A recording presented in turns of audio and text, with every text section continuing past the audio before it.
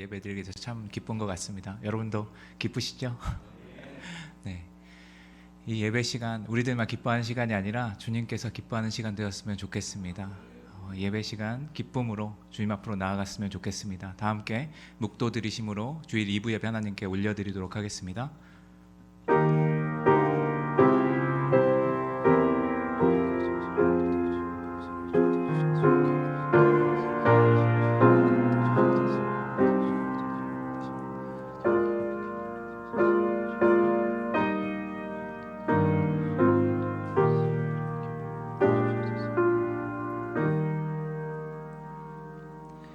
사도신경으로 우리의 신앙을 고백하도록 하겠습니다.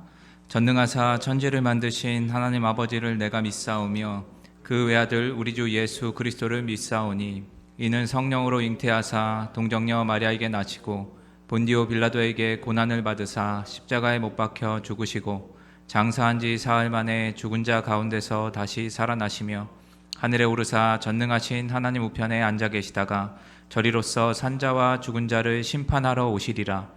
성령을 믿사오며 거룩한 공회와 성도가 서로 교통하는 것과 죄를 사하여 주시는 것과 몸이 다시 사는 것과 영원히 사는 것을 믿사옵나이다. 아멘.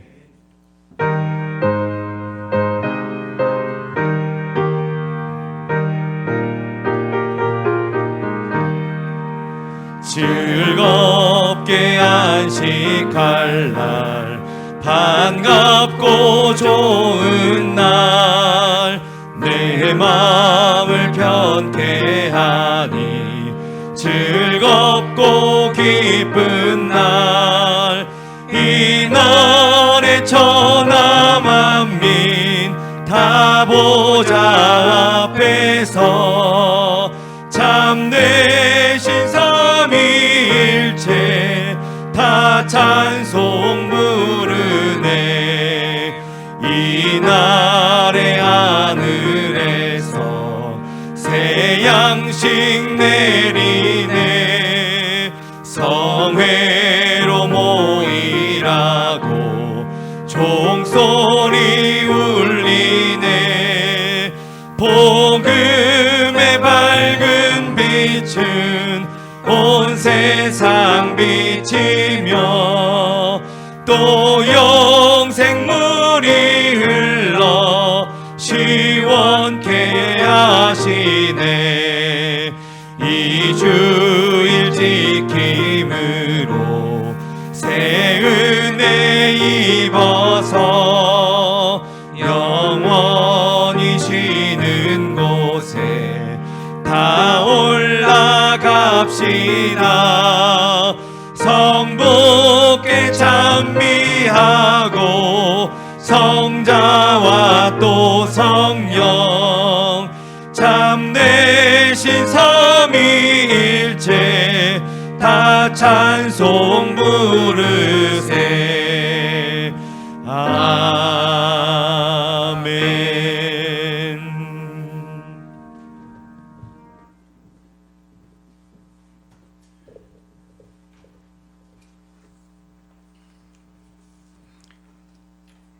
함께 기도드리겠습니다.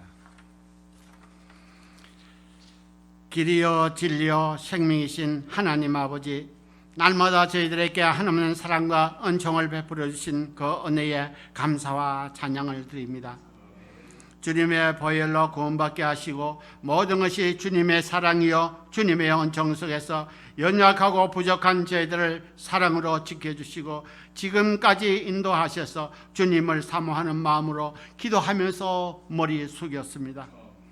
오늘도 그렇게 복 주신 날에 저희들을 택하여 주님 앞에 정성을 다해 찬양하고 기도하며 말씀을 듣고자 불러주셨사오니 성령의 인도하심으로 마음과 뜻과 정성을 다하여 하나님께서 기뻐 받으시는 귀한 예배가 되게 인도해 주시옵소서. 믿음과 소망, 사랑, 그 중에 제일은 사랑이라고 하신 주님의 말씀 따라 사랑으로 인도해 주시었고 때를 따라 돕는 은혜로 지금까지 보살펴 주심을 감사드립니다. 사랑이 많으신 하나님 아버지, 주님의 마음에 합한 사람 되길 원하오며 하나님의 음성을 듣는 신실한 주의 백성들이 되며 세상의 기쁨보다는 하나님의 기쁨이 되길 원하옵나이다. 주님께서 특별한 뜻이 계시어 이곳 위례중앙교회 위에 주님의 제단을 세우셔서 너희에게 성령이 임하면 너희가 권능을 받고 예루살렘과 유다와 사마리아 땅 끝까지 이르러 내 증인이 되리라 하신 그 말씀을 믿고 복음을 증거하고자 하오니 성령께서 함께 하시어 굳게 닫힌 마음을 열어주셔서 많은 영혼들을 주님 앞으로 들어오게 할 수 있도록 도와주시옵소서. 연약하고 나약한 성도님들, 병들고 힘들고 지쳐 넘어지려 하는 성도님들, 코로나에 고통당하신 형제 자매님들, 너는 내 아들이라 하는 주님의 사랑스러운 음성을 들으며 용기와 희망을 가지고 회복되게 인도해 주시옵소서. 이 시간 목사님께서 주님의 거룩하신 말씀을 들고 단 위에 설 때에 성령의 두루마기로 더딥혀 주사 하나님의 말씀을 증거할 수 있도록 인도해 주시옵소서. 사랑의 하나님, 오늘 예배에 함께 하신 모든 성도님들이 새로운 힘과 은혜를 풍성히 허락해 주시옵고 세상에 나아가 살 때에 담대히 승리할 수 있도록 소망을 주시옵소서. 예배를 돕는 성도님, 머리 숙인 성도님들과 가정에서 예배드리는 성도님들에게 하나님의 변함없는 사랑과 은혜의 복을 내려 주시옵소서. 아무 공로 없는 죄인이 예수님 이름으로 기도드리옵나이다. 아멘.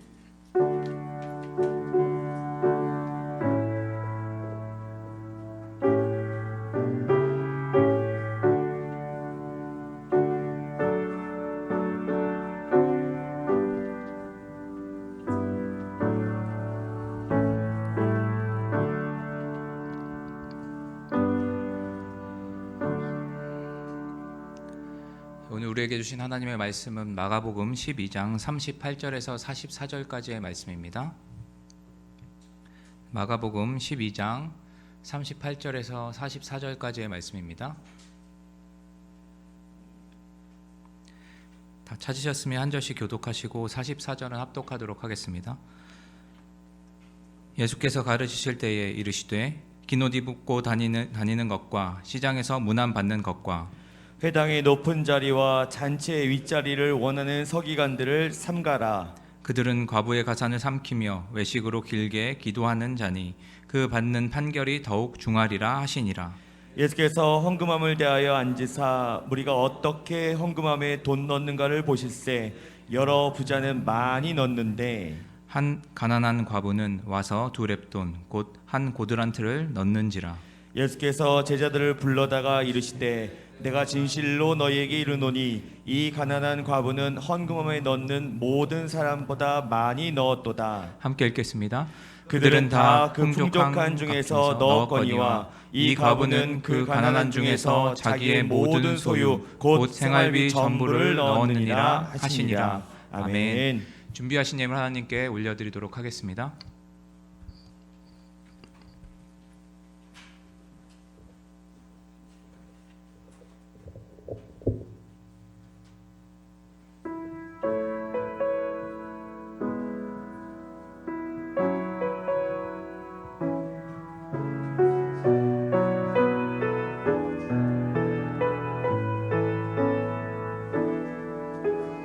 나 가진 재물 없이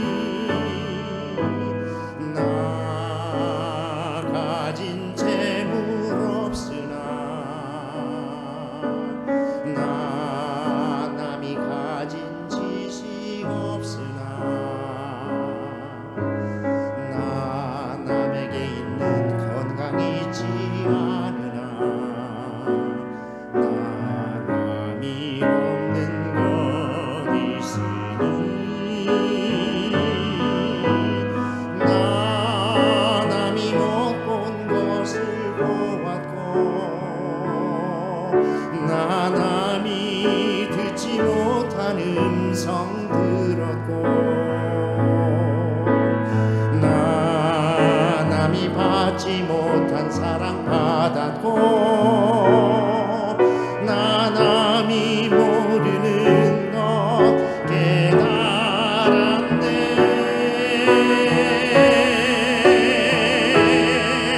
공평하신 하나님이 나 남이 가진 건 나 없지만 공평하신 하나님이 나 남이 없는 것 같게 하셨네. 공평하신 하나님이 나 남이 가진 건 나 없지만 공평하신 하나님이 나 남이 없는 것 같게 하셨네. 나 남이 없는 것 같게 하셨네.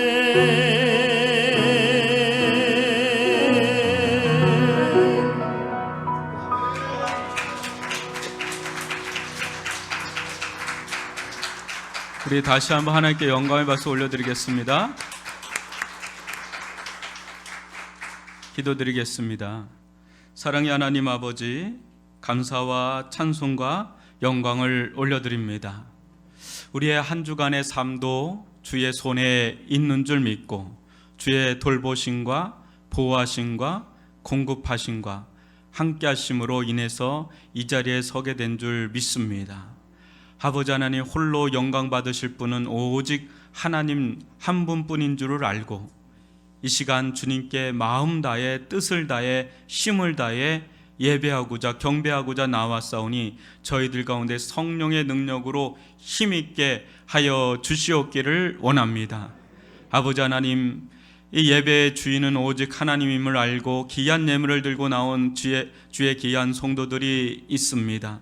귀한 10의 1조를 드림으로 자신의 믿음의 고백, 신앙의 고백을 하며 우리에게 주어진 모든 것이 하나님으로부터 왔음에 하나님께로 돌아감이 마땅하여 드리는 그 손길 가운데 하늘의 신령한 은혜와 이 땅의 기름진 은혜로 함께하여 주시고 온전한 11조 위에 부어주시는 말로 다 할 수 없는 하나님의 은혜가 아버지 우리 성도들 각 가정마다 생업의 현장마다 임하게 하여 주셔서 말라기 선자에게 약속한 말씀이 그대로 응답되어지게 하여 주옵소서. 또 감사의 예물 드리는 손길들이 있나이다. 감사가 또 다른 감사를 낳게 도와주시고 범사에 감사요, 늘 감사요, 항상 감사하게 하여 주셔서 우리의 고난과 환난도 변하여 선으로 바꿔지는 은혜를 누리게 하여 주시고 어둠 속에서도 빛을 볼 수 있는 영안을 허락하여 주시옵기를 원합니다. 또 이모저모 드리는 손길을 통하여 주님의 몸된 교회가 든든하게 서나갈 뿐 아니라 구제와 선교에 힘쓰는 교회요 하나님의 나라와 의를 세우는 교회가 되어져 나아갈 수 있도록 축복하여 주옵소서.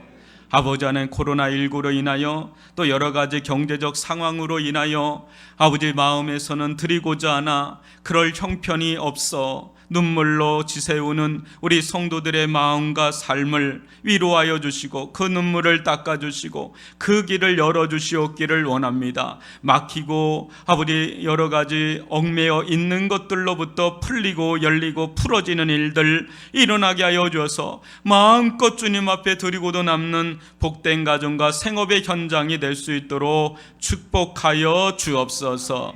주님께서 이 모든 예배 가운데 함께하여 주실 줄 믿사옵고 예수님의 이름으로 기도합니다. 아멘.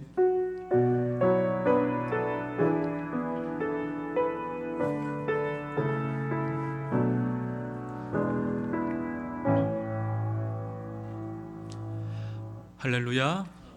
여러분 참 오랜만이죠? 아마 오랫동안 못 뵀던 분들이 있을 텐데 우리 자고를 보시면서 이게 얼마만입니까? 하고 인사 좀 나눌까요? 이게 얼마만입니까? 강고 말씀 좀 드리겠습니다. 11월자로 해서 정부에서 이제 발표가 됐죠. 모든 비대면을 풀고 이제 대면 예배로 전환하겠다 이렇게 했는데 현재 이제 30% 정도 이렇게 풀린 걸로 제가 알고 있는데요. 저희 교회는 다 오셔도 뭐 상관없다라는 결론에 이르렀습니다. 그래서 여러분들 현장에서 예배 드리시는 분도 있고 또 기저질환이나 또 어린아이 아기가 너무 어리거나 또 직장의 문제로 인해서 좀 드리기 어려우신 분은 여전히 온라인으로 드리셔서 온전한 예배자로 설 수 있도록 함께 예배 공동체에 이뤄갈 수 있기를 주님의 이름으로 축원합니다. 예배 가운데 성령의 기름 부으심이 또 은혜가 저희들 가운데 임하여서 저희들 가운데 지쳐 있고 또 낭망에 있고 낙심에 있던 영혼이 다시 소생케 되는 은혜가 주어지기를 바랍니다. 강구 말씀드리면 3번의 40일 작전 기도는 저희들이 이번 주로 좀 마감을 하고요. 계속해서 다니엘 1일 30 기도는 교회를 중심으로 교회의 현장을 중심으로 하고 있는데 여러분들도 같이 이 나라와 민족과 교회와 가정을 위해서 그 어느 때보다도 기도는 여전히 더 절실하게 필요한 때이니만큼 여러분들 기도해 주시길 바라고 기도 제목 있으면 우리 교육자들에게 주시면 함께 여러분들 가정을 위해서 중보 기도를 계속 하고는 있거든요. 네, 기도를 좀 하도록 그렇게 하겠습니다. 특별히 우리 고3 수험생들 올해 가장 좀 어려운 시기를 가고 있는 우리 고3 수험생들 우리 특별히 기도해 주시고 또 빠진 사람들이 있으면 우리 전욱 전사님 얘기해 주시면 우리 고3 수험생들을 위해서 지금 수시가 한참 진행 중이거든요. 위해서 기도할 수 있기를 바랍니다. 물 한 그릇 사역이 저희들이 이번 주에 남아프리카 공화국을 다시 좀 섬기고 또 말레이시아 페낭을 섬기고 있는 양병환 선교사님들을 저희가 알아서 그쪽을 또 섬겼습니다. 그래서 랜덤으로 좀 필요한 선교제나 개척교회 같은 곳으로 저희도 뭐 이렇게 넉넉한 편은 아니지만 계속해서 구제와 선교에 저희들이 좀 섬겨야 되겠다라는 생각을 하고 우리 당에서 좀 결정했으니까요. 여러분들 기도로 좀 동참해 주시고 함께 주시면 감사하겠습니다. 8번에 릴레이 금식기도 계속 진행 중에 있습니다. 함께 주시길 바라고요. 저희들이 오후 열린 예배를 1시 반에 했는데 이것은 정기적 예배는 아니고요. 저희들이 소그룹을 할 수 없기 때문에 예배로 좀 전환을 한 거고요. 그래서 1시 반에 하는데 너무 좀 촉박한 게 있어요. 그 집에서 하시는 분들도 뭐 예배 식사하다마다 또 예배 드려야 되니까 2시로 좀 옮겼습니다. 양해를 바라고요. 또 설교문을 저희들이 이제 배포를 하는데 나갈 때 배포하는데 몇몇 분들이 좀 들어오면서 설교문을 들으면서 이렇게 설교를 들으니까 좀 잘 들린다고 그래요. 그래서 저희들이 우리나라에서 아마 이렇게 설교문이 이게 그 주에 바로 그냥 주일날 바로 나오는 교회가 없을 것 같은데 하여튼 저희들은 나옵니다. 그래서 원하시는 분들은 여기 비치돼 있으니까 들어오시면서 한 번씩 갖고 이렇게 좀 읽으면서 들으면서 이렇게 하시면 도움이 될 것 같습니다. 그리고 참고로 저희 식사 문제는요.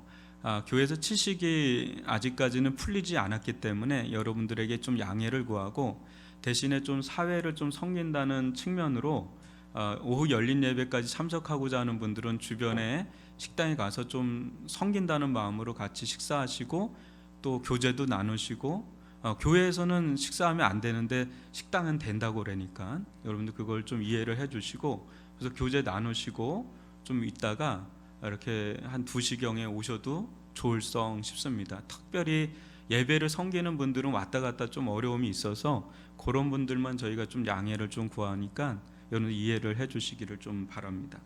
제가 잠시 기도하고 말씀 보도록 하겠습니다. 사랑의 하나님 아버지, 주님께서 저희들 가운데 은혜를 베푸심을 감사를 드립니다.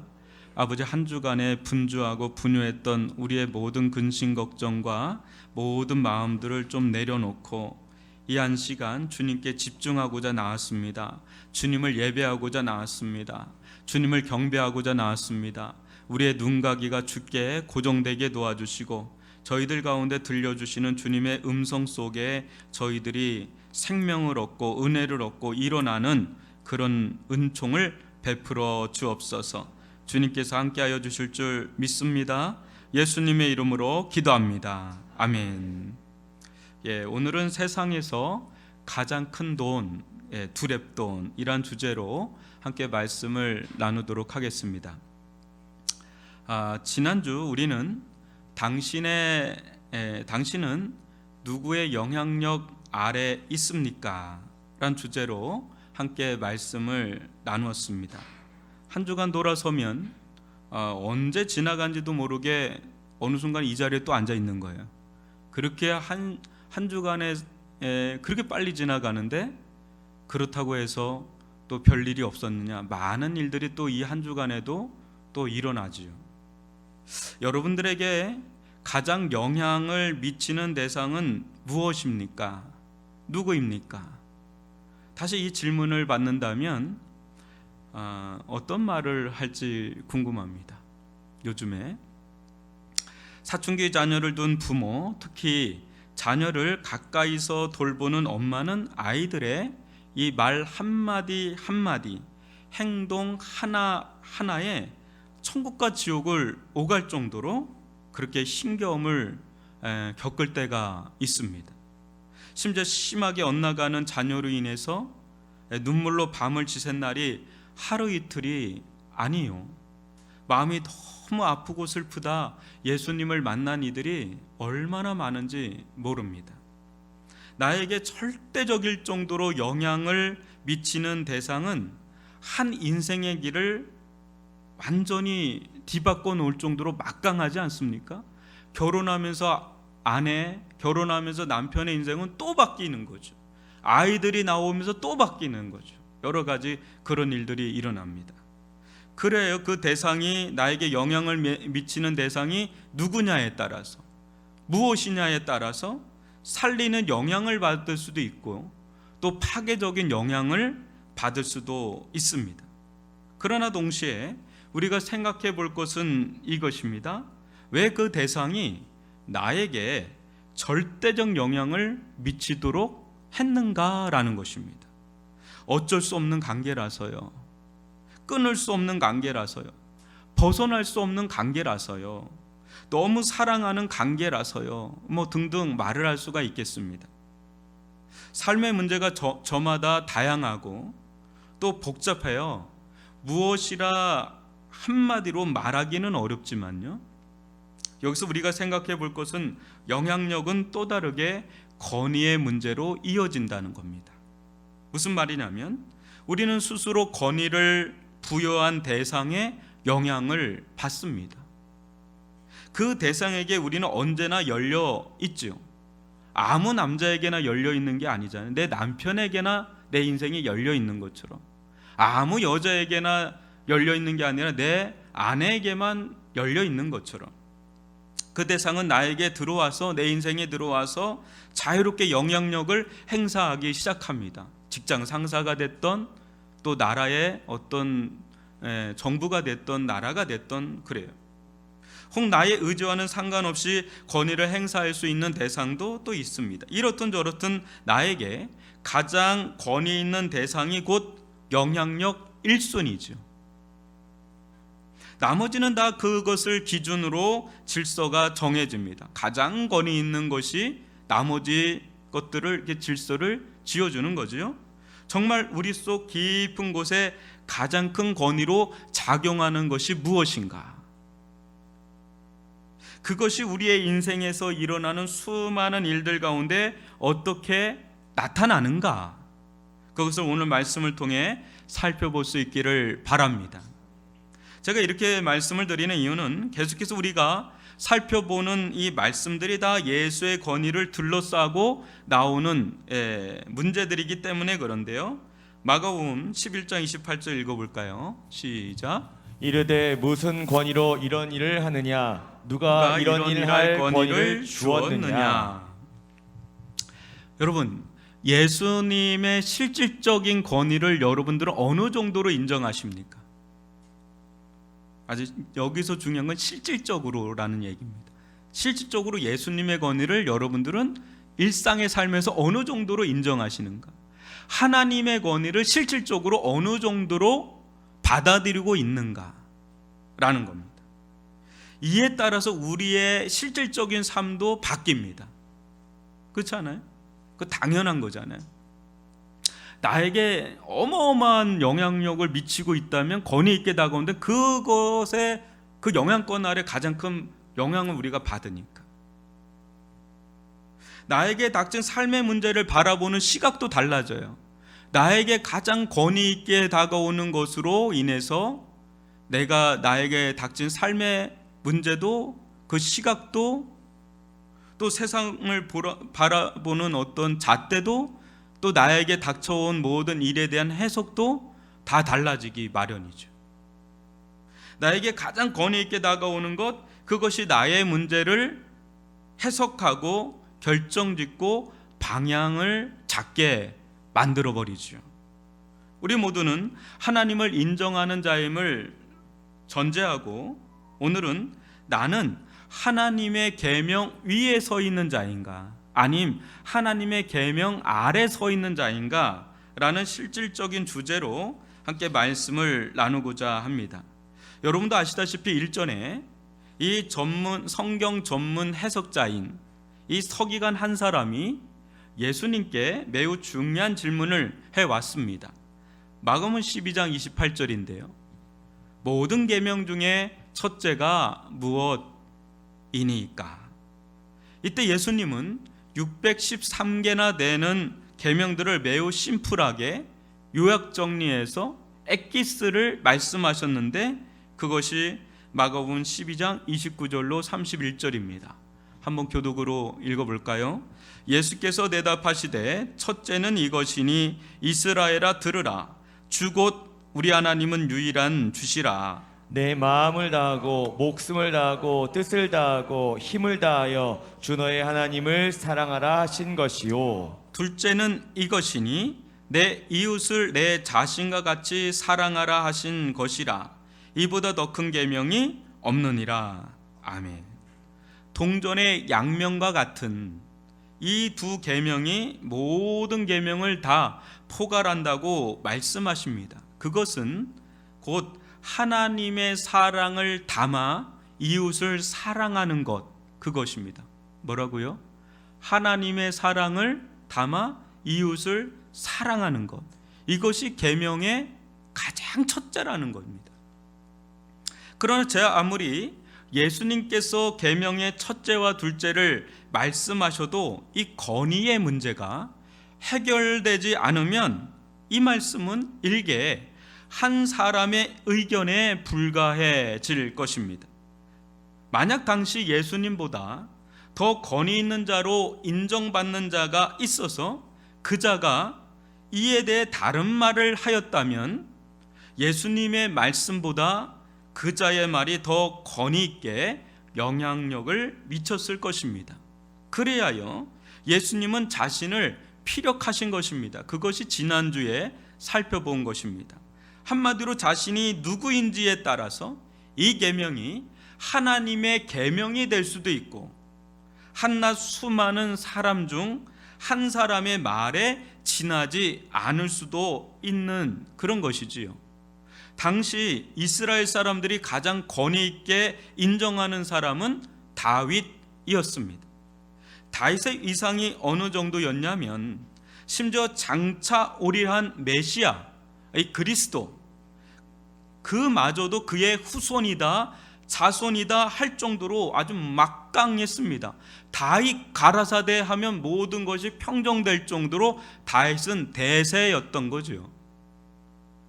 그러나 예수님은 다윗도 메시아 그리스도를 보고 주라 하였는데 어찌 그의 자손이 되겠느냐 반문하시며 자신은 다윗이 성령에 감동되어서 바라본 이 천상에서 하나님 우편에 앉아있던 바로 그 메시아, 그 그리스도 온 인류의 구원자가 바로 자신이라고 세기를 박는 장면이 지난주 우리가 살펴본 말씀입니다. 한마디로 예수님의 말씀에 하나님의 신적 권위가 실리는, 하나님의 신적 권위가 인쳐지는 그런 장면이 지난주 우리가 살펴봤던 장면입니다. 우리가 정말 하나님을 믿는다면 이 두 계명은 삶의 절대적 기준으로 자리 잡아야 합니다. 그렇지 않다면 우리는 하나님보다 더 믿는 다른 무엇이 있는 것이고 거기에 지대한 영향을 받기 마련입니다. 우리는 그것이 실상 우리로 하여금 하나님 나라를 경험하지 못하도록 영적 발목을 잡는 우상임을 깨닫고 돌이켜야 합니다. 여기서 이 돌이킨다 함은 구체적으로 예수, 그분의 영향력 아래 들어간다는 것을 말합니다. 하나님의 영향력 아래 실질적으로 들어가는 것, 그것이 돌이킨다는 겁니다. 회개한다는 게 바로 그런 거죠. 그의 영향력 아래 들어간다, 하나님의 영향력 아래 들어간다 한다는 건 뭘까요? 구체적으로 그것은 하나님의 말씀에 지배받는다는 겁니다. 예수님의 말씀에 실질적으로 지배받는다는 것입니다. 온 인류는 결국 예수 그리스도의 발 아래에 꿇어 엎드리게 되어 있습니다. 그런데 포승줄에 포박되어 억지로 꿇어 엎드리는 그런 것과 사랑과 충정을 담아 꿇어 엎드린 것은 천지 차이지요. 하나님께서 장차 예수 그리스도를 통해 온 세상을 심판하실 때 저는 우리 모두 하나님의 사랑받는 자녀의 자리에서 발견될 수 있기를 바랍니다. 하나님의 충성스러운 신하요 종의 자리에서 발견될 수 있기를 주님의 이름으로 축원합니다. 삶의 기준이 되는 하나님의 절대적 계명 아래 사는 자들의 모습은 어떠할까요? 또한 하나님의 절대적 계명보다 더 우위에 서서 사는 자들의 모습은 어떠할까요? 오늘 살펴보는 말씀 속에서 예수님은 극명하게 갈리는 두 대상을 놓고 우리에게 말씀하십니다. 너는 어디에 서 있느냐고 말이죠. 너는 어디에 설 것이냐고 말이지요. 우선 하나님의 계명보다 더 위에 서 있는 자들의 모습입니다. 38절로 40절을 교독으로 읽어보겠습니다. 예수께서 가르치실 때에 이르시되 긴 옷을 입고 다니는 것과 시장에서 문안받는 것과 회당의 높은 자리와 잔치의 윗자리를 원하는 서기관들을 삼가라. 그들은 가부의 가산을 삼키며 외식으로 길게 기도하는 자니 그 받는 판결이 더욱 중하리라 하시니라. 아멘. 여기서 중요한 단어는 상가라라는 단어입니다. 상가라라는 단어. 39절에 나와 있는데요. 이는 너희가 분별력을 갖고 적극적으로 상가려 들지 않는다면 너희도 그들과 별반 다를 바 없는 똑같은 사람이 될 것이다. 그런 겁니다. 우리 모두는 누군가에게 영향을 잘 받지 않습니까? 그죠? 그런데 우리 모두는 재성이 있기 때문에 좋은 것보다는 좋지 않은 것에 영향을 받을 때가 참 많습니다. 꼭 아버지의 이런 모습은 안 닮아야 된다고 어머니한테 그렇게 들었는데 어느 순간 아버지의 그 모습을 아들은 닮아 있습니다. 우리는 그렇게 닮아가요. 그렇게 전염된다 그럴까요? 오염된다 그럴까요? 그러기에 이 분별력을 갖고 적극적으로 상가려는 의지를 갖지 않는다면 어느새 나도 모르게 이게 전염되고 오염되는 거예요. 내가 어울리는 사람, 내가 말을 섞는 사람, 내가 교제한 사람하고 나도 모르게 이렇게 같이 닮아가는 거죠. 지금 예수님은 제자들과 무리들, 또 이 마가복음을 통해서 로마 교회 성도들, 또 오늘을 사는 우리들에게도 말씀하십니다. 영적 분별력을 가지고 상가해야 할 것을 적극적으로 상가라 라고 말이죠. 여러분, 그렇다면 우리가 적극적으로 상가해야 할 것은 무엇입니까? 우리가 적극적으로 삼가야 될 게 뭘까? 사람입니다. 사람. 어떤 사람입니까? 이 서기관들 같은 사람입니다. 이 서기관들 같은 사람. 이 사람들의 특징이 무엇인지 한번 보시면, 이들은 긴 옷을 입고 다니는 것과 또 시장에서 문안받는 것과 해당의 높은 자리와 잔치의 윗자리를 원하는 그런 자들입니다. 서기관들은 당시 종교 권력자들이었습니다. 이들은 자신의 종교적 권력을 가시하기 위해서 고급 양털과 섬유로 만든 이 탈리츠라고 하는 긴 옷을 입고 다녔습니다. 여러분, 옷은 보통 그 사람의 신분을 상징하지 않습니까? 그렇죠? 그래서 어떤 직군도 그렇죠. 뭐 의사는 의사복을 입어야 그 사람이 또 의사인 거고, 경찰은 경찰복을 입어야 저 사람 경찰이구나, 저 사람 군인이구나, 저 사람은 뭐 하는 사람이구나, 뭐 법관이구나, 뭐 이러면서 우리는 그 옷을 따라서 그 사람의 신분이 좀 정해지지 않습니까? 그래서 서기관들이 이런 옷을 입고 다니면 사람들은 그가 서기관인 줄 알고 시장에 앉아 있다가도 벌떡 일어나서 인사를 하기 바빴다고 그럽니다. 당시 예루살렘 탈무드에는 사람은 자기보다 토라 지식이 더 많은 자에게 반드시 인사해야 된다, 이런 말이 있었다 그래요. 그러니까 시장에 이 사람이 이렇게 지나가면 이제 문안받기 바쁜 거예요. 사람들 벌떡벌떡 일어나서 인사를 하는 거죠. 또 이들은 해당이나 잔치에 늘 높은 자리, 즉 VIP석이 배정되어 있었습니다. 이런 것을 원하는 이들의 마음속에 무엇이 도사리고 있는가? 하나님은 자신들의 입신양면을 위한 도구요 수단일 뿐, 실상 이들은 종교를 이용해서 자기의 욕망을 추구한 그런 자들이었습니다. 결국 하나님도 이웃도 자기 자신이 이웃보다도 더 자기 자신 더 우위에 있는 그런 자들이 바로 서기관들이었던 거죠. 그것을 가장 단적으로 보여주는 장면이 40절에서 보듯이, 사람들 앞에서는 길게 기도하고 자신이 거룩한 성자인 척 하면서도 뒤에서는 호박씨를 까듯 어때요? 이 가부의 가산을 집어삼키는 아주 이중적인 생활을 하는 자들이 이 서기관들이었다는 겁니다. 우리는 보통 이를 위선자 또 외식자라고 부릅니다. 겉으로는 온갖 미사여구를 사용해서 하나님을 사랑한다고 말은 하지만은 실상은 그 정반대의 길을 가는 자들이라는 거죠. 그래서 예수님께서 마가복음 7장 6절에서 말씀하셨죠. 같이 한번 읽어볼까요? 외식에 대해서 뭐라 그러는지, 이르시되 이사야가 너희 외식하는 자에게 대하여 잘 예언하였도다. 기록하였으되 이 백성이 입술로는 나를 공경하되 마음은 내게서 멀도다. 이게 외식이라는 거예요. 입술로는 하나님을 사랑한다, 공경한다 말은 하는데 마음은 하나님에게서 멀어진 아주 이중적인 모습, 이걸 외식이라고 그러고 위선이라고 그러는데, 이 정점에 서 있는 자들이 바로 이 서기관들이었다는 거예요. 이들은 하나님의 사랑을 담아서 이웃을 사랑하라는 이 계명의 이 돌판을 다 깨버리고 어때요?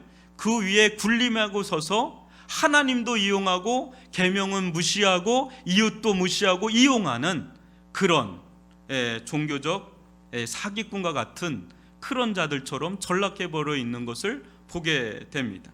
예수님은 이런 자들이 받을 하나님의 판결의 중함이 어느 누구보다 중하다고 말씀하심으로 처리하십니다. 이들은 종교마저도 자신들의 왕국을 꾸며나는데 사용해서 자기들의 권력과 자기들의 과시와 자기들의 욕망을 추구하는 자기들만의 왕국을 이미 형성해 놓은 그런 자들이라고 예수님 보시면서 이들의 판결이 얼마나, 심판이 얼마나 중한지 모른다, 이렇게 말씀하심으로 처리하십니다. 이 말씀은 여러분 참 두려운 말씀 아닙니까? 왜냐하면 제 아내도, 아마 여러분들 아내도 적극적으로 상가지 않으면 안 될 만큼 이런 외식적인 위선적인 요소가 도사리고 있기 때문입니다. 특히 저 같은 목회자는 더 위험에 노출된 사람입니다. 저는 길지 않은 교회 사역을 하면서 비록 그렇게 온전하게 살지는 못하지만 일단 방향만은 잡은 것이 있는데, 그것은 예수가 보이는 교회가 가장 안전한 교회다라는 것입니다. 그래요, 어떻게 하면 예수가 보이는 교회가 될 수 있을까? 사람이 보이고 제도가 보이고 권력이 보이고 그런 게 아니, 건물이 보이고 이런 게 아니라 예수가 보이는 교회가 되려면 어떻게 하면 될까? 그것이 가장 큰 고민이고 기도 중에 하나입니다. 지금 우리 교회 상황에서 저는 굉장히 위험한 자리에 서 있습니다. 우리 교회가 이 곳에서 시작한 지 3년 좀 지나고 있는데, 초반부에서 앞으로 10년 지나고 20년이 지나면 이 교회가 어떻게 될까는 지금부터가 중요하니까, 지금 스케치를 그리고 있는데 지금부터가 중요하니까. 그런데 만약 제가 잘해서 우리 교회가 큰 교회가 된다면 어떤 말과 어떤 대우를 받게 될까? 나중에. 그러면 그때 예수가 보이는 교회가 될 수 있을까? 크게 우리 교회가 커져가지고 부흥해서 뭐 이러면서 했을 때 그때 예수가 보이는 교회가 될 수 있을까? 아니면 사람이 보일까? 여러분들 뭐 그런 교회는 안 될 것 같다는 생각으로 저를 보는데, 하나님 기름 부어주시고 은혜 주시면 그런 교회가 될 수 있으리라 믿습니다. 그런데 그때 가서 예수가 안 보이고 스타 목사 같은 사람이 보이면 어떻게 될까? 그게 기도고, 또 제가 만약 잘 못해서 우리 교회가 어려운 교회가 된다면 저는 어떤 말을 듣고 어떤 대우를 받을까라는 생각을 하면서, 그러면 그때 예수가 보이는 교회가 될 수 있을까라는 생각을 해보는 겁니다. 한국에서 목회를 한다는 것은 이 잣대에서 자유로울 수가 없습니다. 목회자 의존적이잖아요. 목회자 중심적이잖아요, 교회가. 그것이 아닌 예수 중심의 교회, 정말 저나 또 우리 교역자나 또 성도 한 분 한 분이 예수님과의 살아있는 관계, 그래서 그분의 말씀의 영향을 받아서 움직이는 교회, 그런 교회가 가장 아름다운 교회가 되지 않는가, 그런 믿음이 있습니다. 우리 교회가 그런 교회가 될 수 있기를 바랍니다. 그런 교회가 되어야 쉽게 오염되어 버릴 수 있는 이 종교적 위선과 외식, 교만과 이 탐욕, 이 부패와 헛된 자랑, 이 종교적인 파워와 어떤 가시, 사람들의 인기의 영합, 뭐 이런 것으로부터 자유롭지 않을까라는 생각을 해보는 것이지요. 그리하여 저나 우리 모두 부족하지만 방향만은 똑바로 할 수 있기를 바랍니다. 정말 예수를 바라보고 있는가? 날마다 우리 속에 던지는 질문이에요. 정말 예수를 바라보고 있는가? 너 예수 바라보고 있느냐? 정말 예수의 말씀에 지배받고 있느냐? 정말 예수께서 가신 그 길 따라가고자 하느냐? 정말 내 안이 예수로 충만해져 가고 있느냐라는 질문을 던지면서 갈 수 있기를 바랍니다. 이 질문을 마음에 품고 완전하진 못하겠지만 나름 애를 쓰면서 갈 수 있기를 주님의 이름으로 축원합니다. 그때 우리는 지금보다는 더 나은 성도로, 어제보다는 오늘, 오늘보다는 내일, 1년보다 5년, 5년보다 10년 뒤에 더 나은 성도로, 그때 우리 교회는 더 나은 교회로 오직 하나님께만 영광을 돌리는 그런 교회가 될 수 있기를 주님의 이름으로, 그런 성도가 될 수 있기를 주님의 이름으로 축원합니다. 둘째는 하나님의 계명 아래 서 있는 자의 모습입니다. 41절로 44절을 교독으로 한번 읽어보겠습니다. 예수께서 헌금함을 대하여 앉으사 무리가 어떻게 헌금함에 돈 넣는 것을 보실새 여러 부자는 많이 넣는데 한 가난한 과부는 와서 2렙돈 곧 한 고드란트를 넣는지라. 예수께서 제자들을 불러다가 이르시되 내가 진실로 너에게 이르노니 이 가난한 과부는 헌금함에 넣는 모든 사람보다 많이 넣었도다. 그들은 다 그 풍족한 중에서 넣었거니와 이 과부는 그 가난한 중에서 자기의 모든 소유 곧 생활비 전부를 넣었느니라 하시니라. 아멘. 지금 예수님은 헌금함을 마주 대하고 앉아 계십니다.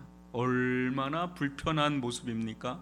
예수님이 헌금함을 좀 안 봤으면 좋겠는데 그걸 뚫어지게 헌금함을 보고 있으면 목사가 여러분들 그 헌금 바구니인가요? 그거를 넣는 거를 저는 앞자리에 있어서 못 보는데 그걸 뚫어지게 한 분 한 분들을 이렇게 보고 있으면 여러분 얼마나 불편하겠어요. 지금 근데 그걸 보고 계시는 거예요. 아주 무리가 어떻게 헌금함에 돈을 넣는가를 아주 유심하게 보십니다. 이는 우리들에게도 여전히 해당하는 말씀이죠. 예수님은 다 보고 계십니다. 우리가 어떻게 예배드리는지, 어떻게 헌금 생활하는지를 다 보고 계신다는 거죠. 근데 왜 유독 헌금함을 보고 계시는 것일까요? 이는 그 사람의 마음의 어떠함이 정확하게 드러나는 그 자리가 바로 헌금하는 자리이기 때문에, 바로미터이기 때문에 그렇습니다. 예수님께서 일전에 말씀하신 바가 있죠. 마태복음 6장 21절인데요. 읽어볼까요? 내 보물이 있는 그곳에는 내 마음도 있느니라. 아주 이것은 정확무한 말씀이에요. 내 보물이 있는 그곳에 내 마음도 있느니라. 우리의 물질이 흘러가는 길이 곧 우리의 마음이 흘러가는 길이라는 거죠. 이는 예수님께서 물질을 부정적으로 보지 않았다는 것을 일단 전제합니다. 다만 이 물질의 흐름을 좌우하는 마음의 어떠함을 부정적으로 보기도 하고 긍정적으로 보기도 하는 것입니다. 그런데 예수님께서 유심히 본 결과 어때요? 부자들은 헌금함에 많이 넣는 것입니다. 반면에 한 가난한 가부가 등장해서 헌금함에 돈을 넣는데 2렙돈, 곧 한 고드란트를 넣는 것입니다. 렙돈은 1cm도 안 되는 당시 가장 작은 동전이었습니다. 우리로 말하면 1원, 지금 1원 있나요? 1원 그 정도입니다. 이는 일전에 살펴본 하루 노동자의 품삯인 한 데나리온, 그 한 데나리온의 64분의 1에 해당하는 아주 작은 금액입니다. 여러분, 우리나라 내년 최저임금이 시간당 얼마인지 아십니까? 살펴봤어요? 8,590원이라고 하더라고요. 8,590원. 이를 주 5일 40시간 근무를 해서 하루 8시간으로 환산하면 하루 받는 일당이 68,720원인데 제가 올림해서 68,750원까지는 해드리고 싶은데 하여튼 그래요. 이를 64분의 1로 나누면 렙돈 하나는 오늘날로 1,000원꼴입니다. 1,000원꼴. 2렙돈 하면 2,000원입니다. 문제는 이것이 이 가부가 가진 생활비 전부라는 것입니다. 보통 한 렙돈은 아주 빈약할 정도의 한 끼 식사였다고 하는데 2끼를 먹고 나면 이 여인은 굶어 죽어도 이상하게 보이지 않을 정도의 최극빈층 중에 최극빈층에 해당한다고 할 수가 있습니다. 근데 예수님께서 보니 이 여인이 이 모든 것을 다 하나님께 드리는 것입니다. 그때 제자들을 따로 불러다가 너무 감동해서 말씀하시는데 그것이 43절로 44절입니다. 다시 교독으로 읽어볼까요? 예수께서 제자들을 불러다가 이르시되 내가 진실로 너희에게 이르노니 이 가난한 가부는 헌금함에 넣는 모든 사람보다 많이 넣었도다. 그들은 다 그 풍족한 중에서 넣었거니와 이 가부는 그 가난한 중에서 자기의 모든 소유 곧 생활비 전부를 넣었느니라 하시니라. 아멘. 이는 여기서 우리는 세상적인 어떤 척도와 하나님 나라의 척도가 다름을 보게 됩니다. 세상적인 척도로 보자면 어때요? 그 사람이 가진 것과는 상관없이, 그죠? 그 사람이 가진 것과는 상관없이 헌금액 자체만 봅니다. 헌금액 자체만 봅니다. 그리하여 헌금액이 많으면 많이 드렸구나 이렇게 여깁니다. 그러나 하나님 나라에서는 헌금액 자체가 아닌 가진 것에 얼마를 드렸는가, 그것으로 그 사람이 정말 많이 드렸는지 그렇지 않은지를 측정하는 겁니다. 굳이 측정한다면. 그런 측면에서 보면 이 여인은 100%를 드린 자로 가장 많이 드린 자라고 예수님은 칭찬하시면서 인정하시는 거죠. 어떤 이는 생활비를 생존비로 보고 이 여인은 자신의 생명을 하나님께 드린 자라고 보는 겁니다. 여러분, 생활비는 우리의 생존과 직결되어 있잖아요. 그것을 다 드렸다는 것은 하나님께 자기 생명을 드렸다라는 겁니다. 이 여인은 그 다음은 몰라요. 그 다음은 모르는데 하나님께 전적으로 자기를 전적 의탁, 전적 의존, 그걸 한 여인이라는 거죠. 지금 예수님은 이 여인을 하나님 사랑과 이웃 사랑의 계명에 준하는 절정의 모델로 소개하고 있는 거예요. 모델로. 이 여인은 진짜 하나님을 사랑하되 마음을 다하고 목숨을 다하고 뜻을 다하고 힘을 다해서 사랑한 여인이었습니다. 내 보물이 있는 곳에 내 마음이 있다고 하는데 이걸 다 주님께 드렸으니 이 여인은 어때요? 그 마음이 하나님께 완전히 드려진 그런 자라는 거지요. 또 이 헌금이 이웃을 위해 쓰이는 것을 알고 드렸기 때문에, 이 성전에 드리는 것은 이웃을 위해 쓰라고 헌금을 하는 것이기 때문에 그걸 알고 드렸기에 이웃을 자신과 같이 사랑한 자였음도 보여주는 그런 것이지요. 당시 서기관들과는 완전히 다른 영성, 즉 하나님의 계명 위에 군림하듯 서 있는 자가 아니라, 이용하며 서 있는 자가 아니라 철저히 하나님의 계명 아래에 엎드려 있는 자의 모습을 보여주는 전형이라고 볼 수가 있습니다. 예수님께서 이 말씀을 통해 오늘날 사는 우리들에게 정말 말씀하시려는 바가 무엇일까요? 여러분, 지금 이 말씀을 하시는 이유가 무엇일까요? 초대 로마 교회 성도들에게, 제자들에게, 오늘을 사는 우리들에게 주시는 메시지가 뭘까요? 이 가부처럼 나의 생활비 전부를 바쳐서 하나님의 나라에 바치면 하나님 나라에 들어간다. 하나님 나라에 이렇게 하면 하나님 나라에서 큰 상급이 있을 거다. 그렇게 말씀하시는 것일까요? 그거 굉장히 부담스럽잖아요. 저 같은 사람은 덜 부담스러운데 아마 부담스러운 분이 있을 겁니다. 많이 가진 분이 있어요. 그렇지 못하면 하나님 나라에 들어가지도 못하고, 또 들어간다 해도 하나님 나라에서 상급도 별로 없을 거다, 이런 말씀일까요? 여러분 어떻게 보시나요? 그냥 이런 사람도 있었구나, 그냥 그 정도의 교훈 쪽으로만 보고 지나갈 건가요? 우리는 이 여인의 행동이나 이 서기관들의 행동 이면에 숨겨져 있는 이 마음의 정체를 살펴야 합니다. 서기관들은 왜 이런 삶을 살 수밖에 없었을까? 또 이 여인은 이렇게 불가능할 정도로, 너무 불가능할 정도로 보이지 않습니까? 자기의 생활비 전부를 바친다는 거? 근데 어떻게 이렇게 할 수 있었을까? 과연 이들의 삶을 움직이는 그 마음의 중심에 무엇이 있었을까? 이것을 살펴봐야 된다는 거예요. 39절에 보면 원하는 이라는 단어가 나옵니다. 원하는. 여러분, 이 세상에서 가장 강력한 단어가 뭡니까? 원하는 단어예요. 원하는 단어.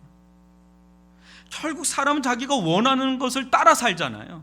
내가 뭘 원하면 그거 따라서 가는 거잖아요. 내가 정말 원하는 거.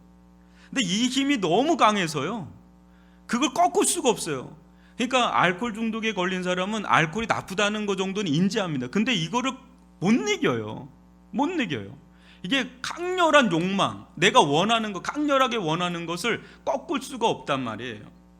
여러분들은 요즘 원하는 것이 무엇입니까? 이렇게 질문을 받는다면 뭐라고 얘기를 하겠어요?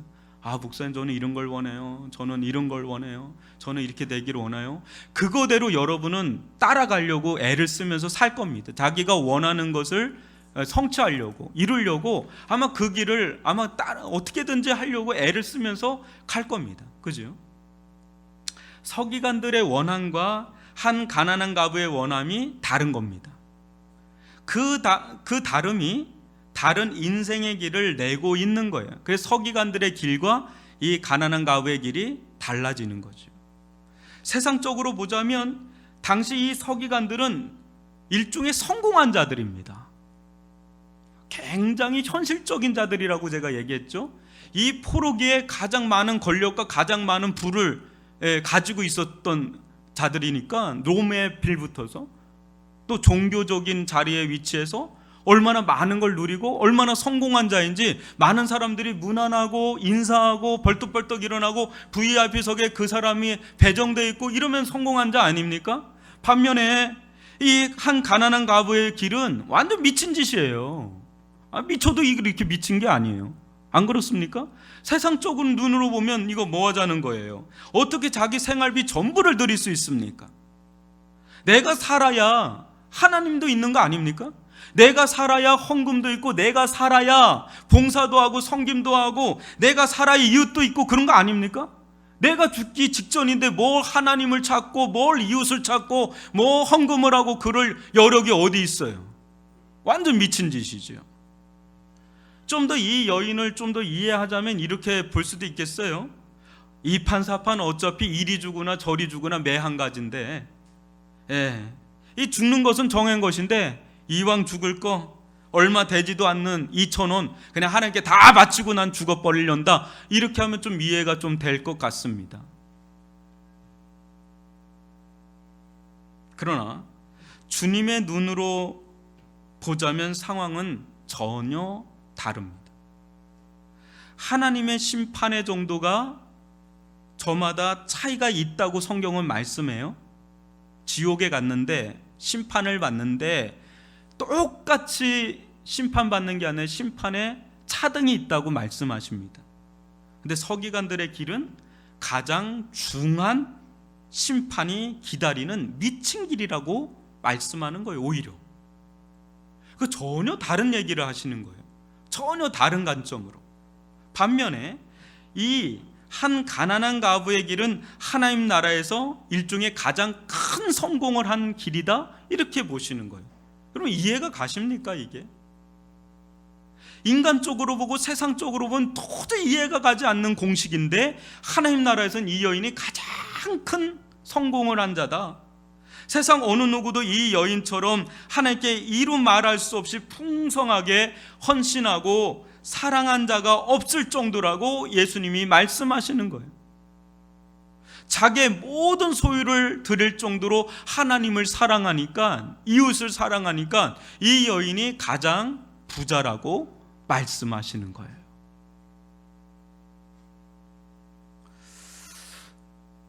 여러분, 교회가 어떤 사람이 왔으면 좋겠습니까? 만약에 이 부자들처럼 헌금함에 헌금액을 많이 드리는 부자가 많이 왔으면 좋겠습니까?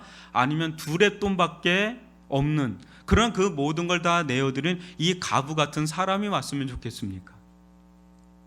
교회로 보죠. 교회로 봐도 말은 이제 둘의 돈 얘기하지만 속으로는 그래도 헌금액을 많이 내는 이런 사람이 많이 왔으면 좋겠다. 이렇게 하면 그 교회는 위험한 교회가 되는 겁니다. 예수가 보이는 교회는 두렙돈을 가질지언정 그것을 드리고자 하는 그런 과부 같은 자들이 많이 일어서는 교회, 그 교회가 예수가 보이는 교회인 줄 믿습니다. 그래서요, 저희 교회는 제가 다짐을 한 게 있습니다. 만약에 장로님이 되고 안수 집사님이 되고 권사님이 되면 우리 한국 교회는 이렇게 얼마씩 내야 된다라는 게 마치 관성처럼 전통처럼 이어져 왔는데 그거를 없애야 되겠다. 그걸 내지 못하는 분은 장로가 못 되는 겁니까? 안수 집사가 못 되는 겁니까? 권사님이 못 되는 겁니까? 그러면 안 되잖아요. 다만 자원하는 마음으로 하나님께 드리는 건 막으면 안 되겠다. 이런 생각을 해보는 거죠. 서기관들을 장악하고 있는 이 마음의 원함, 그 중심에는 자기 자신이 있습니다. 그들의 신은 하나님이 아닙니다. 바로 자기 자신이 신이요 하나님입니다. 모든 것이, 심지어 하나님도, 종교적 행위도, 종교적 위치와 신분도, 세상 모든 사람들마저도 결국 다 자신을 중심으로 돌아갈 뿐입니다. 자기가 이 세상의 중심입니다. 자기의 이익이 되는 길이라면 무엇이든 하려는 그 강렬한 탐욕의 사람들, 바로 그들이 서기관들입니다. 이들의 마음을 장악하고 있는 마음의 정체는 지독한 자기사랑,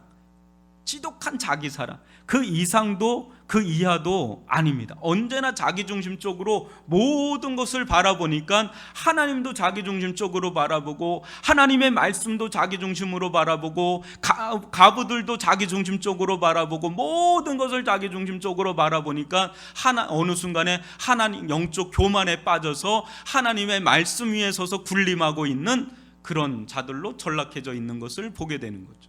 반면에 이 가부는 남편도 잃고요, 경제적인 힘도 잃고요, 수많은 인생의 풍파를 겪으면서 세상에 기대하던 마음이 다 깨어질 대로 깨어지는 그 가정 속에서, 심지어 생존 자체의 위협을 받는 그런 과정 속에 인생의 밑바닥에 처해야만 생각할 수 있는, 죽음 앞에서나 생각할 수 있는 아주 실질적인 생각을 하게 된 겁니다. 그건 뭐냐면, 정말 인생에 있어서 중요한 것이 무엇인가. 그전에는 이 여인도 서기관들과 다를 바 없었겠죠. 돈을 또 자기만의 꿈들인데, 이게 밑바닥에 아무 가진 것이 없는 밑바닥에 제일 밑바닥에 처하고 보니까, 심지어 생명 자체가 위태로운 그런 지경에 놓이고 보니까 정말 인생에 중요한 게 무엇인가를 질문하지 않을 수가 없는 거예요. 고심하고 기도하는 가운데 결론을 얻은 겁니다. 그게 뭐예요? 하나님, 내가 정말 의지하고 사랑할 분은 오직 하나님밖에 없구나. 이제 말로 했던 그런 하나님이 아니라 아주 실질적으로 피부로 다가오는 그런 하나님. 저 하나님 없으면 저 못 살아요. 저 한순간도 못 살아요. 저 하나님 없으면 못 살아요. 이제 이런 사람으로 어느 순간 이 가부는 변해갔겠죠. 그냥 이렇게 됐겠어요? 여러분, 자기로 꽉 차 있는 자에겐 하나님이 들어갈 틈바구니가 없어요.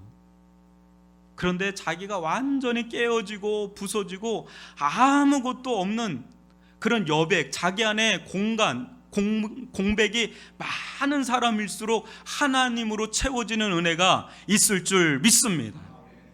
이 여인은 이 모든 가정 속에 회개도 하고 결심도 하고 그런 가정 속에 하나님을 진실로 사랑하는 표현을 한 겁니다. 내가 하나님을 정말 사랑하는데 그 사랑을 어떻게 내가 표현할까 한다 그럴 때 그는 자기의 얼마 되지 않는 생활비 전부를 드리는 것.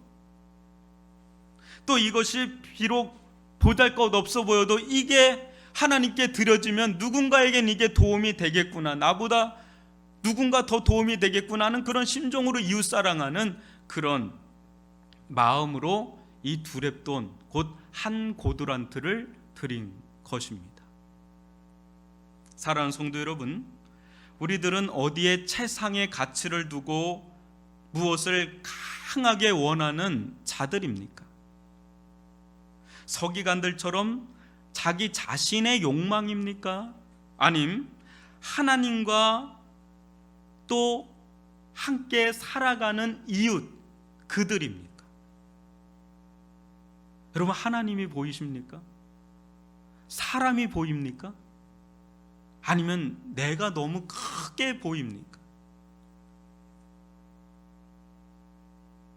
우리에게 가장 권위 있게 영향력을 행사하는 것은 무엇인가? 서기관들처럼 세상 탐욕인가? 아님 이를 모를 한 여인처럼 하나님 그분의 말씀인가? 우리는 하나님의 계명 위에 고고하게 서 있는 그런 자들인가? 아님 하나님의 계명 아래 엎드려 그 발 아래 엎드려 있는 자들인가? 이 질문의 대답은요, 여러분들의 머리가 아니라 여러분들의 마음입니다. 그리고 여러분들의 삶입니다. 우리들의 마음과 우리들의 삶이 우리들의 마음의 정체를 알려줄 겁니다. 너는 그런 자야, 너는 어떤 자야 라는 것을 말이죠. 저는 우리 모두가 비록 세상적으로는 실패할지 몰라도요, 믿음과 사랑에서 이루 말할 수 없이 성공한 그런 이 가부의 길을 갈 수 있기를 주님의 이름으로 축원합니다. 그렇다고 해서 여러분들로 하여금 진짜 찌리두두 궁상같이 막 그런 가난한 길을 가라는 게 아니라, 이 가부의 그 중심에 서 있는 그 영성 있죠. 하나님을 온 마음과 뜻과 힘을 다해 사랑하고 이웃을 사랑하는 그 영성, 그런 영성을 가진 그런 자들이 되기를 주님의 이름으로 축원합니다. 그것이 우리의 마음을 주장하고 우리의 삶의 길을 내고 하나님께 영광을 돌리고 이웃을 풍요롭게 할 수 있는 넉넉한 하나님의 사람들이 되기를 주님의 이름으로 축원합니다. 기도하겠습니다.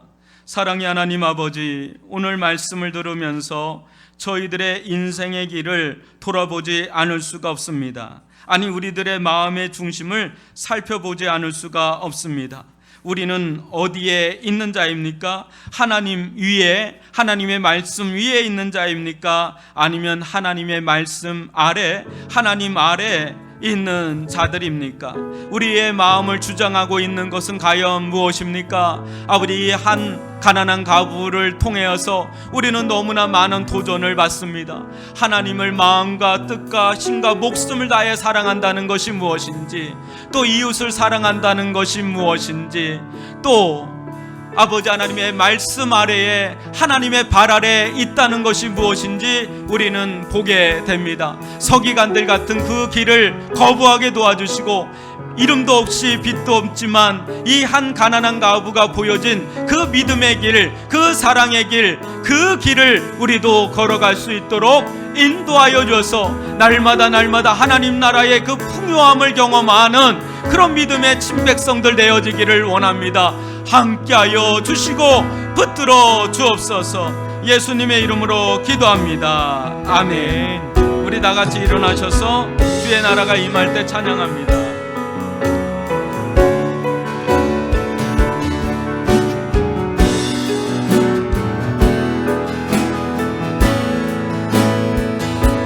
주의 나라가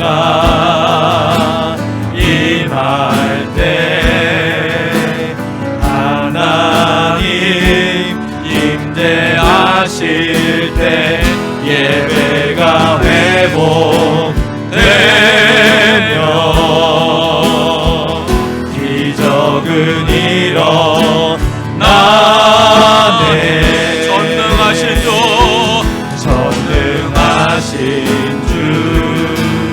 영원하신 능력의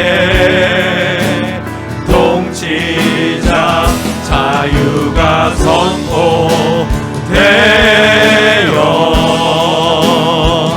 주 백성 돌아오네.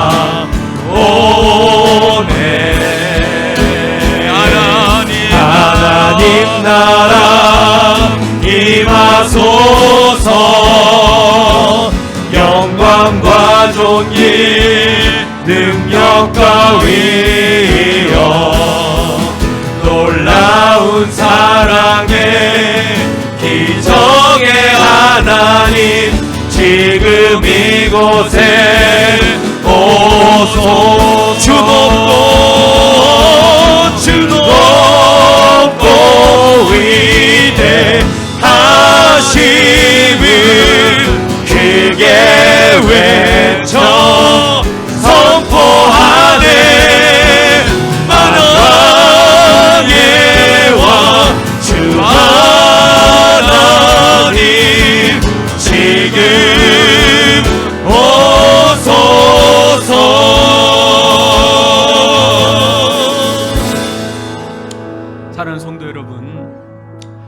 마음 가운데 하나님이 계시고, 우리들 마음 가운데 예수님이 계시고, 우리들 마음 가운데 성령님이 계시고, 우리들 마음 가운데 하나님 말씀이 계신 줄 믿습니다. 우리는 이 과부와 같이 그렇게까지 온전하게 내 모든 걸 내어 드릴 정도로 살기가 쉽지 않다는 걸 압니다. 그렇다고 해서 우리는 서기관들 같은 외식과 위선의 길을 가기를 또 원치 않습니다. 그 사이에 어딘가에 우리가 놓여 있을 겁니다. 그러나 우리의 길은 분명한 겁니다. 서기관들 같은 그런 길이 아니라 하나님을 이용하고 하나님 위에 있고 하나님의 말씀을 짓밟고 있는 그 길을 가는 게 아니라 정말 가부와 같이 하나님을 온전히 사랑하고 이웃을 온전히 사랑하는 그 길을 가는 것이 분명히 정해져 있습니다. 그런데 하나님, 우리들 가운데 그 길을 갈 수 있는 힘이 없습니다. 그런 믿음 달라고, 그런 은혜를 달라고, 하나님 용기 내서 하나님의 말씀을 따라갈 수 있는 믿음 허락하여 달라고, 사랑 허락하여 달라고, 은혜 허락하여 달라고 우리 이 시간 주여 한번 부르면서 기도합니다. 주여, 아버지 하나님, 아버지 하나님, 아버지 하나님, 오 아버지 하나님, 임하소서. 영광과 존귀 능력과 위엄 놀라운 사랑의 기적의 하나님 지금 이곳에 오소서. 주높고 위대 하나님을 전심으로 크게 외쳐 우리의 마음이 선포하네. 만왕의 왕 하나님 지금 오소서. 하나님 나라 임하소서. 지금 이곳에 영광과 존귀 능력과 위엄 놀라운 사랑의 기적의 하나님 지금 이곳에 오소서.